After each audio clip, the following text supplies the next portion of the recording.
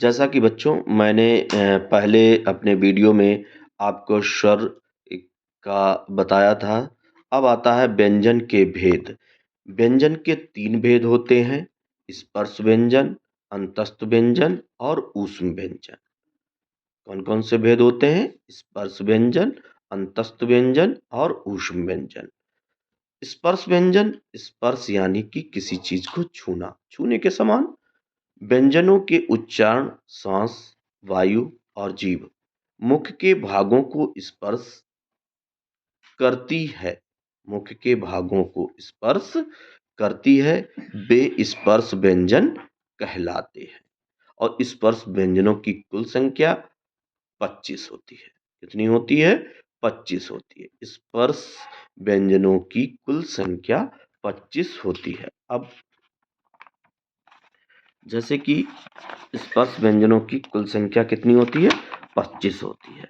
अब अंतस्थ व्यंजन। अंतस्थ व्यंजन क्या होता है? जो होता है मध्य, बीच में। उच्चारण के समय जीभ मुख के किसी भाग को स्पर्श नहीं करती है। ये 4 होते हैं, जैसा कि मैंने आपको उदाहरण दे रखा है। अब आता है तीसरा ऊष्म व्यंजन। ऊष्म का मतलब होता है, ऊष्म तो आप जानते ही हैं क्या होता है, गर्म होता है जिसमें ज़्यादा हवा निकलती है, ठीक है? उच्चारण के समय मुख से गर्म हवा निकलती है। ये 4 होते हैं, जैसे कि मैंने कि उदाहरण में आपको लिख दिया है, ठीक है? अब आता है अयोगवाह वर्ण, अंग और आह होते हैं, अनुस्वार और विसर्ग, ठीक है? जैसे कि मैंने एग्जाम्पल के तौर पे आपको समझा रखा है। हिंदी वर्णमाला के अनुस्वार तथा विसर्ग को आ के साथ जोड़कर अंग और आह लिखा जाता है। इनका उच्चारण स्वरों के साथ ही होता है, परंतु ये स्वर नहीं होते। इनका उच्चारण तो स्वर के साथ होता है, लेकिन ये स्वर नहीं होते हैं। संस्कृत में इन्हें अयोगवाह कहा जाता है। स्पर्श व्यंजन के हर वर्ग का, चा, टा, ता, पा वर्ग का पंचम वर्ण अयोगवाह वर्ण कहलाता है। अब आता है अनुनासिक या चंद्रबिंदु या निरुनासिक, ठीक है?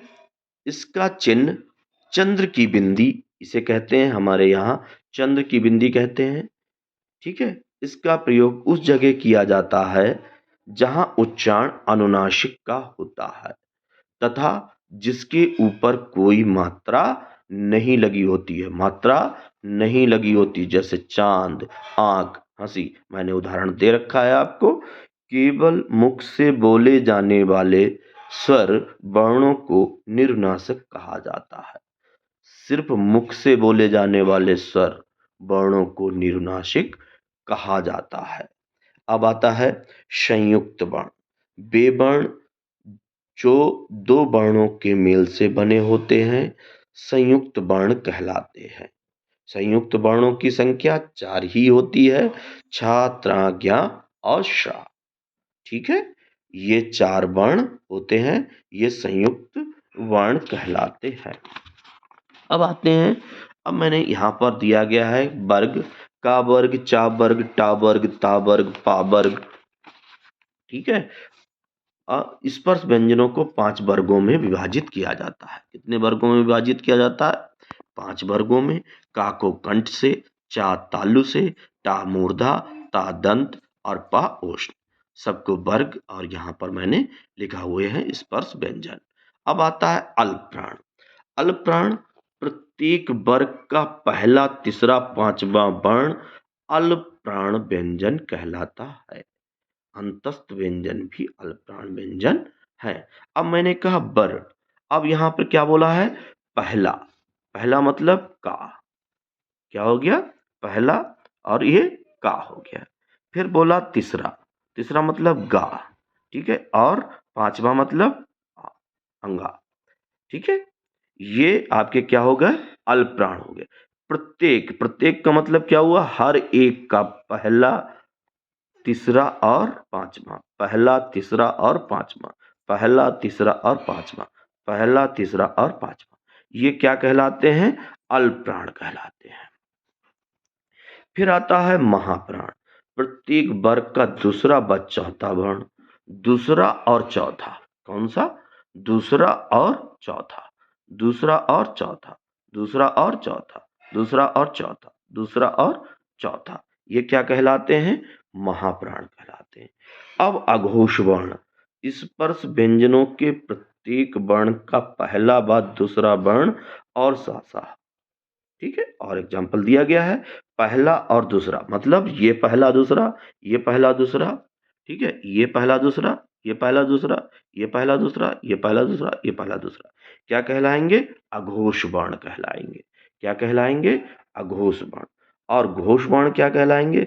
प्रत्येक वर्ग का तीसरा, चौथा, पांचवा वर्ण या रा, ला, व, हा और सारे स्वर घोष वर्णों में आते हैं। घोष वर्ण कौन से होते हैं? सारे स्वर होते हैं। और कैसा होता है? तीसरा, चौथा और पांचवा, तीसरा, चौथा और पांचवा, तीसरा, चौथा और पांचवा, तीसरा, चौथा और पांचवा, तीसरा, चौथा और पांचवा, तीसरा, चौथा और पांचवा, ये स्वर व्यंजन के ये घोष वर्ण कहलाते हैं। ठीक है, समझ में आ गया?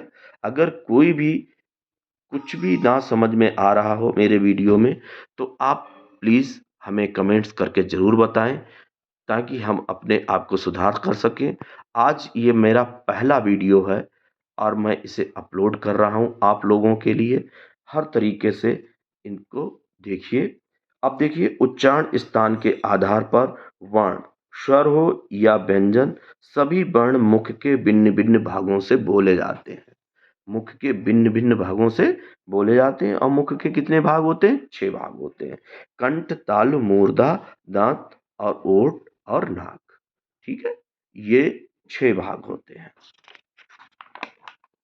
अब कंठ, कंठ का मतलब क्या होता है? कंठ, कंठ व निचली जीभ के स्पर्श से बोले जाने वाले शब्द आ, ई, ए, जे। एग्जाम्पल में आपको दिया गया है। अब तालव्य क्या होता है? तालु व जीभ के स्पर्श से बोले जाते हैं। एग्जाम्पल में आपको दिया गया है कि क्या क्या होते हैं। ठीक है। अब मूर्धन्य होता है, मूर्धा व जीभ के स्पर्श से बोले जाते हैं। ये एग्जाम्पल में आपको दिए गए हैं कौन कौन से शब्द होते हैं। फिर दंत, दंत में आपको बोला जाता है दांत और जीभ के स्पर्श से बोले जाते हैं। इसमें आपको एग्जाम्पल के तौर पर आपको उदाहरण दिया गया है कि क्या है। फिर ओष्ठ होते हैं, दोनों ओठों के स्पर्श से बोले जाते हैं। उसके लिए आपको एग्जाम्पल उदाहरण है आपको दिए जाते हैं। अब कंठोष्ठ है, ठीक है, कंठ और जीभ ओठों के स्पर्श से बोले जाते हैं। एग्जाम्पल है कंठ तालव्य, ए और ऐ होता है। ये दोनों आपको दिए गए हैं उदाहरण के तौर पर। ठीक है, उदाहरण दिया गया है कंठ व तालु में जीभ के स्पर्श से बोले जाते हैं। अब आता है दंतोष्ठ, दांत से जीभ और ओठों के योग से बोले जाते हैं। तो क्या है? वाह। ठीक है, तो ये दोस्तों हमारा जो चैनल है ये अभिषेक सिंह के नाम से है। और मैं आपको पूरा वीडियो बनाने की कोशिश कर रहा हूँ, समझाने की कोशिश कर रहा हूँ। वर्णमाला जो है आप इसे देखिए, समझिए, पढ़िए। अगर आपको लगता है कि मैं आपको और ज़्यादा चीज़ें दे सकता हूँ, तो आप प्लीज़ मेरा चैनल सब्सक्राइब कर लीजिए। सब्सक्राइब इसलिए कर लीजिए क्योंकि जो कोई वीडियो मैं अपलोड करूँगा वो ज्ञानवर्धक ही होगा।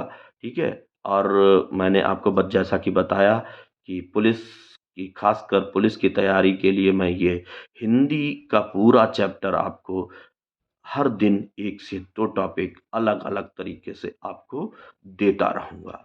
ठीक है? तो मेरा चैनल सब्सक्राइब कर लीजिए। और चैनल सब्सक्राइब हो जाएगा क्योंकि आज मेरा पहला दिन है, इसलिए मैं माफ़ी चाहता हूँ। ज़्यादा मैं कुछ जानता नहीं हूँ इसके बारे में कि कैसे क्या करना है, क्या नहीं करना है। मैं सिर्फ़ मोबाइल और पेन और ये पेपर लेके बैठ गया हूँ और आपके लिए नोट्स बनाने के लिए। और ज़्यादा से ज़्यादा आपको नोट्स दूँगा मैं। ठीक है? और ज़्यादा आप भी पढ़िए, लेकिन हम ये कहना चाहते हैं कि इन्हीं नोट्स अगर आप के सारे क्वेश्चन इन्हीं से आ जाएँगे। ये गारंटी लेता हूँ मैं कि इन्हीं नोट्सों से आपके जितने भी क्वेश्चन आएँगे वो इन्हीं नोट्स से आएँगे। ठीक है? तो मैं यहीं पर अपना वीडियो समाप्त करता हूँ। आगे मैं आपको और भी वीडियो डालूँगा।